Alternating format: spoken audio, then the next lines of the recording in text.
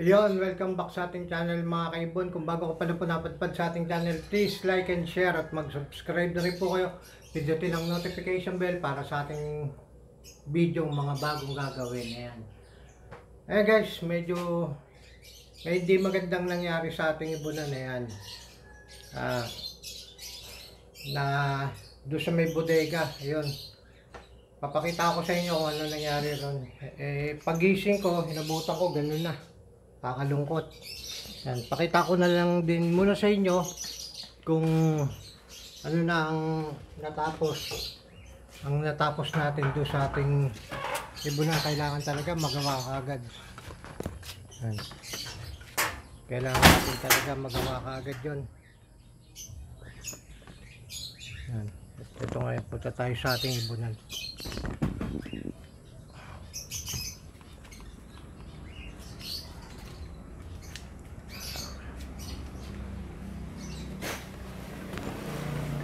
Ito na ngayon ang natapos sa ating ibunan yan.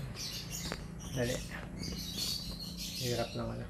Hindi ko video natin. Yan po. Yan ang natapos sa ating ibunan. Yan. Makikita nyo yan. Nasemento na natin.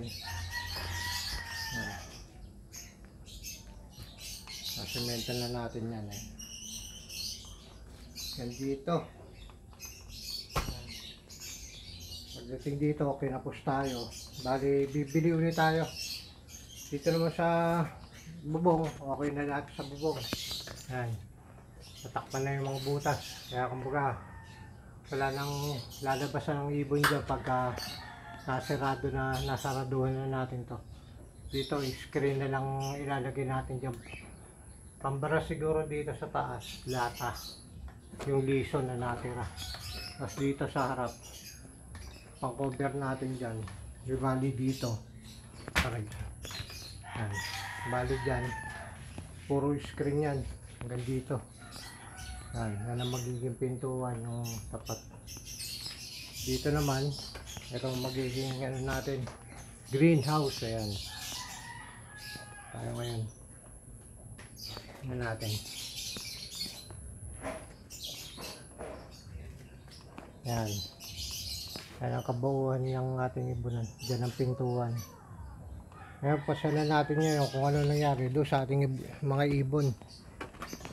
Yan. Yan ang hindi magandang nangyari sa ating ibon. Dulas. Ayan. Ito ngayon ang nangyari sa ating ibon. Yan. Kakalungkot. Yan. Itong part na mahirap sa akin yan. Dali, ayusin ko lang. Hirap isang kamay.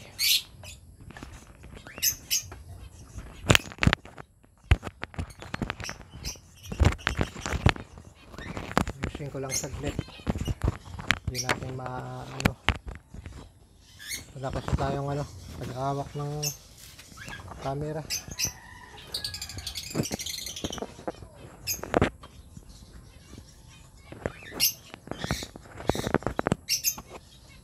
Yan guys, yan ang nangyari yan. Natapon yung langis na dapat panlagay ko doon sa may kasi nataranta ako pagbaba ko kasi may nakakawala, nakalimutan ko, wala na palang yung butas. Ayan, kaya pala kahapon nakakawala yung isa, akala ko dun siya sa flight cage kasi may lumalabas na may nakakatakas doon sa flight cage. Dito pala yun yung breeder natin isa, pero nahuli ko naman. Hindi ko lang alam kung tama yung doon nataranta nga ako. Then nung may nakita akong hindi maganda raw sa flight cage. Ayan. Kaya naitapo ko yung langis. Itong naging napasok tayo ng daga. Ayun.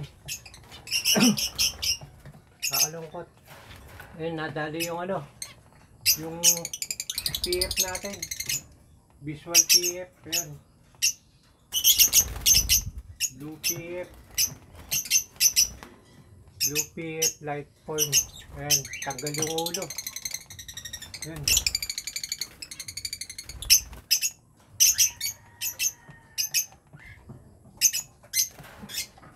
Yan ang ano, yan ang kailangan nating agapan ngayon. Yan ang mahirap dito sa ano. Ngayon, lilinisin muna natin. Problema natin, hindi tayo makakatrabaho ngayon. Kasi sinawi yung pamangkin ko. May ginagawa. Naalis sila. Kaya hindi ako makakapagtrabaho. Problema ko ngayon dito, paano ko hahantingin yung namerbisyo sa ating ibunan yun. Hindi ko tuloy ano. Yan, magpapakain sana ako. Kaya lang, ganun nga yung nabutang ko. Kaya ito, lilinis muna tayo. Itong part na mahirap sa akin, gawa ng ano, isa lang kamay ang gumagana sa akin. Pagka ganyan may mga natapon o ano, kung medyo matrabaho. Pero kung wala sanang natapon, okay lang. Bagay, kaya-kaya natin yan. Ayan. So, pumunta tayo, panoorin nyo paano ko linisin. Ang hirap kasi pumilis dito sa bodega dahil masikip. Yung kaya yung pinaglagyan ko ng langis, napakan ko yung pagbaba ko doon sa tinuntungan ko nung kinuha ko yung isang ibon na breeder natin na nakawala. Yun, nalagay ko kahapon sa flight cage. Ayun, pagbaba ko, yun, napakan ko. Ayun, kaya ngayon lilinis tayo. Ayun, linisin muna natin.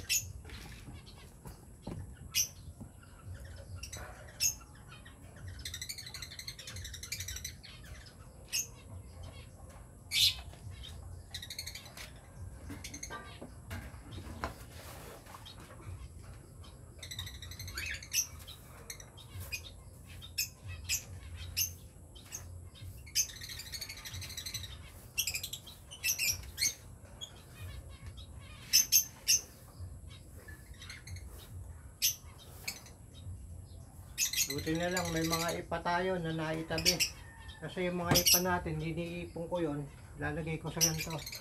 Ngayon naipon ko siya. Yun ang pinalagay ko sa langis. Kaya medyo naano natin kagad. Medyo natanggal natin yung langis. Kaya lang, may mantya na yung semento.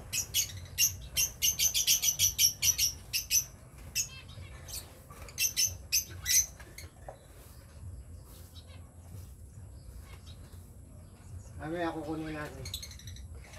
Pag ano, kukunin ko yung ano, tawag dito. Kukunin ko yung ibon pagka nawalisan natin.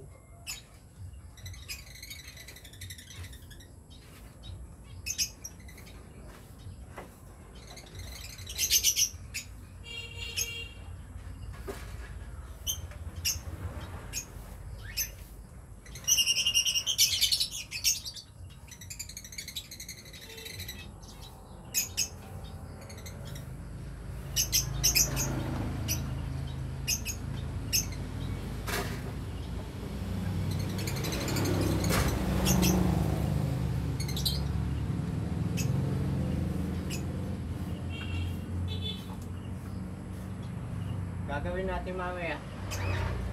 Kukunin ko yung ano, yung truck. Maglalagay tayo ng pain para makahuli natin kung hindi ko mapasok. Ay, sa mga ibon.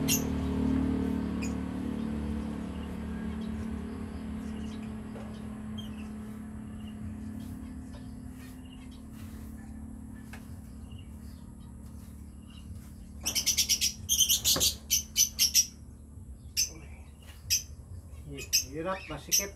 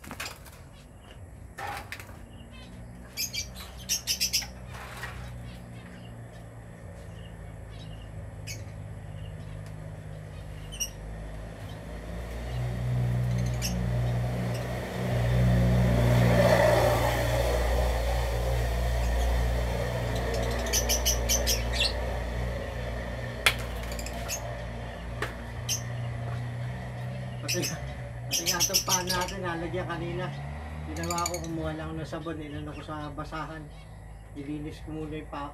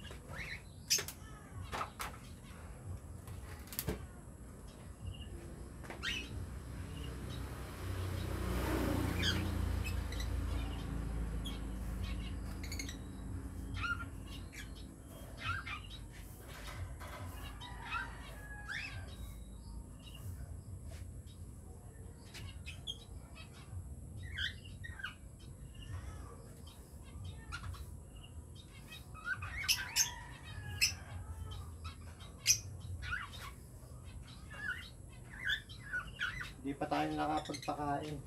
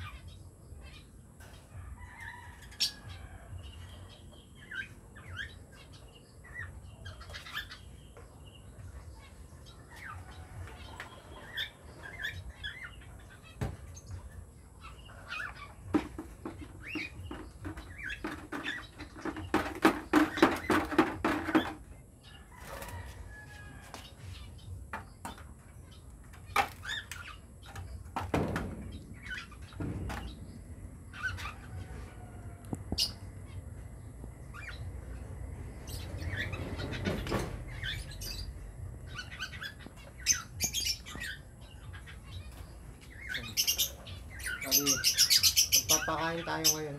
May isa pa kasing cage na nasa dito sa baba. Yun ang isa sa nagpapakit. Kunin natin yung ibon. So, saan ba?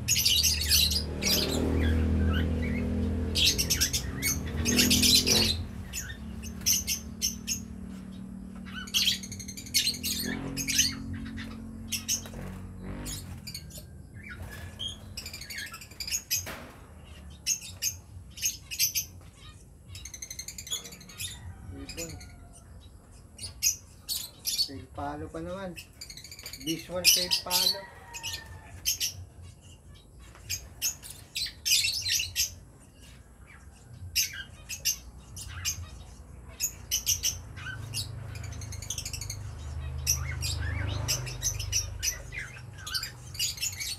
Mamaya, lalabas sa atin yung pang ano natin.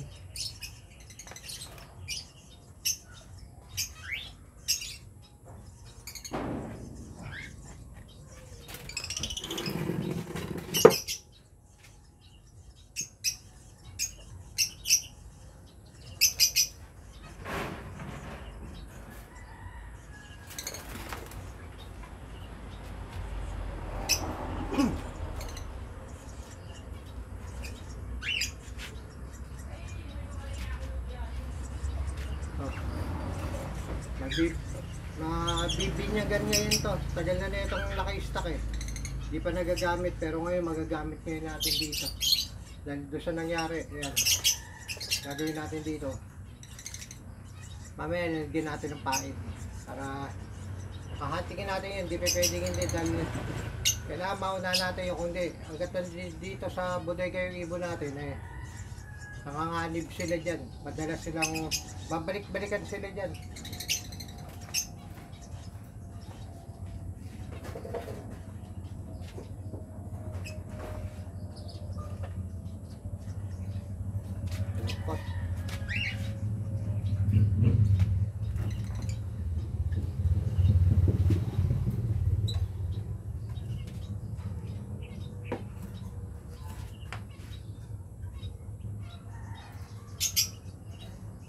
Dali guys, babalik ako. Wala na pala tayong ano. Kukuha muna tayo ng patukaron dahil naubos na.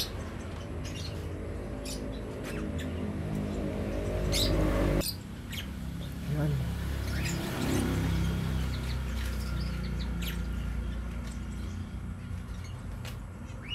Ito kasing double cage.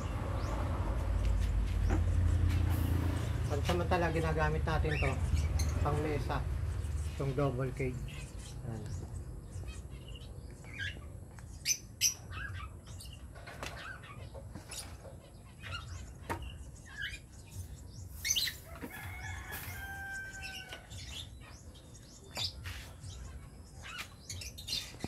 Gusto natin yung stand natin.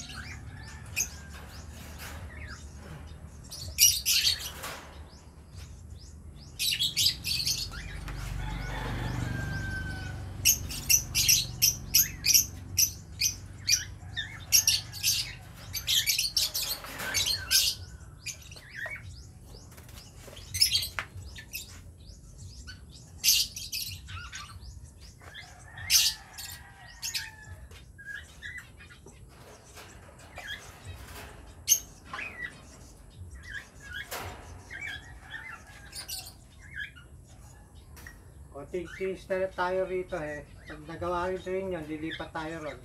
Makaka-tables na tayo ng maayos.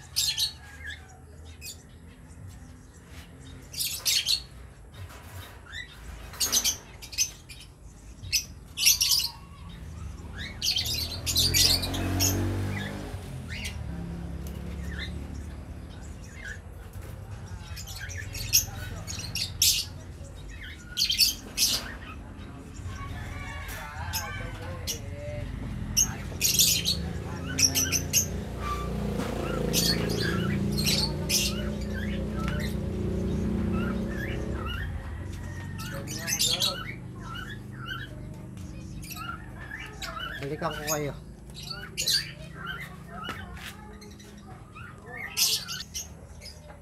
Ayan guys. Ito pinapakain ko sa mga ibon ko. Ano lang.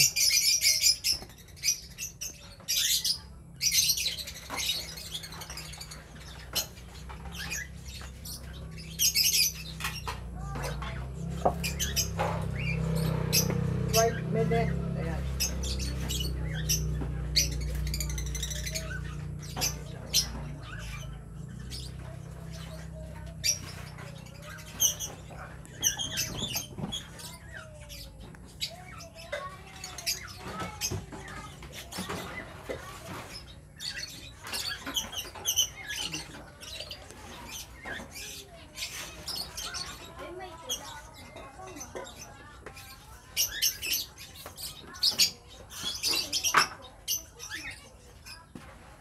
Patukan natin yan guys, medyo dinat bira na tayo gumamit ng birdseed. White millet lang, okay na. Saka yung karambol na may halong bitter oat para sa mga may nakay. Ayan. Napakain ko, ito yung dalawang sukat ng kung patukaan ng gatas ng sa mga baby. Ayan. May mas maliit dito. Pag yun ang gamit ko, dalawang takal kada sa isang breeder. Kasi ang isang takal yun, tawag dito, pang isang ibon.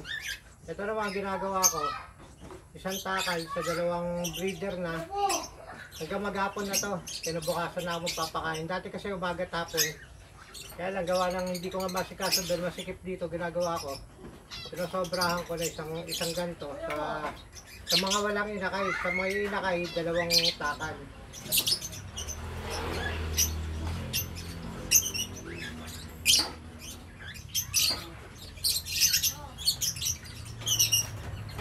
Nahin ko na yung may inakay.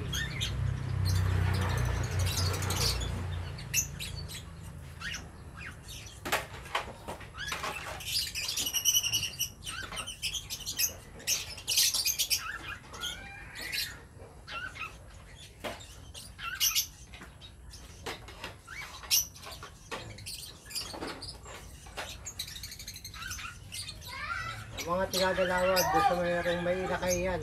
Tapos lalagyan pa natin ng karambol. Ando doon pa yung mga lalagyan. Maglalagay pa tayo ng karambol doon sa mga mayroong may pasulang at sa mga pinapaitlog natin. Ginagamitan na natin ng karambol na may sweet carrot na sa ganon. Lalo na yung mga basal pears yan. Dapat kinukondisyon nyo pa lang sila, pinapakain nyo na ng karambol. Para pag nangitlog yan, at magkaroon ng inakay, hindi na sila maninibago doon sa karambol. Kaya dapat kahit wag yung isipin mananaba ang ipon nyo, hindi tataba ang ipon nyo, maniwala kayo sa akin. Subok na yun. Ilang halos dekada ko nang ginagamit yung ganyan. Hindi, walang nagkakaroon na sa pola. Yung iba kasi sinasabi, pag binabaran, magkakaroon sa pola.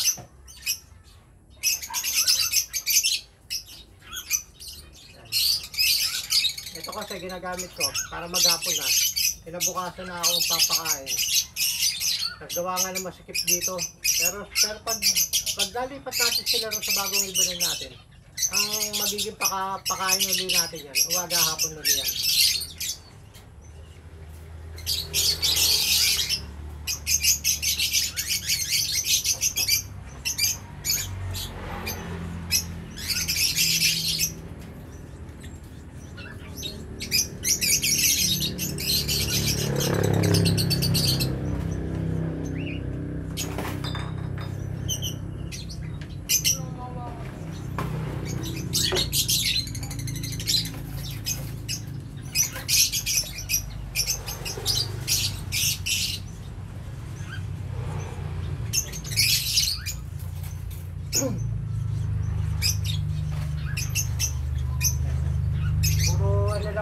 Puro white millet. Ayan.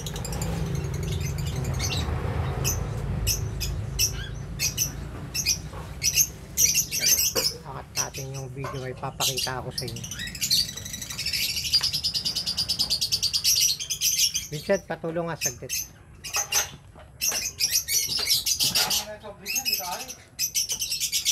Ayan, may papakita ako sa inyo guys. Yung mga inakay. Hawa kami yung ito. Wakong media.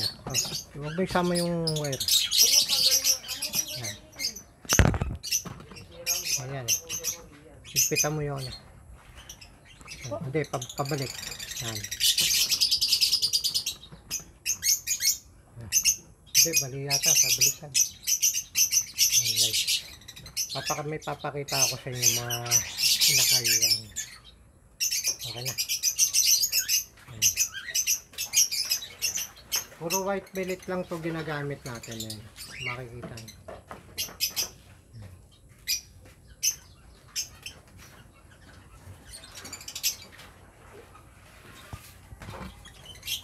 Kukuha tayo ng iba. Kung ano resulta sa inakay.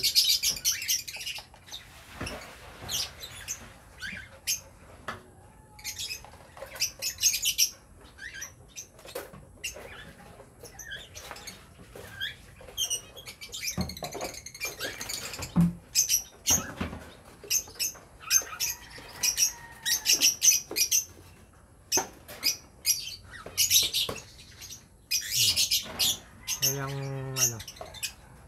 malusog naman siya. Ayan.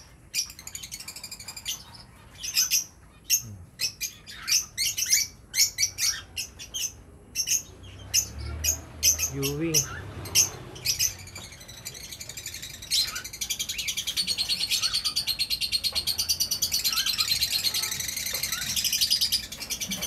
Ayun guys, dito na natin tatapusin ang ating video. Ayan, ayun, nakakalungkot man dahil meron tayong nadagang ibon, pero ganun talaga kasama sa pag-ibon yan. Ayun, kung bago ka pa na po napadpad sa ating channel, please like and share. Mag-subscribe na rin po kayo, pindutin ang notification para lagi po kayong updated sa ating mga video. Ayun, i-update po kayo pagka gumawa ulit tayo sa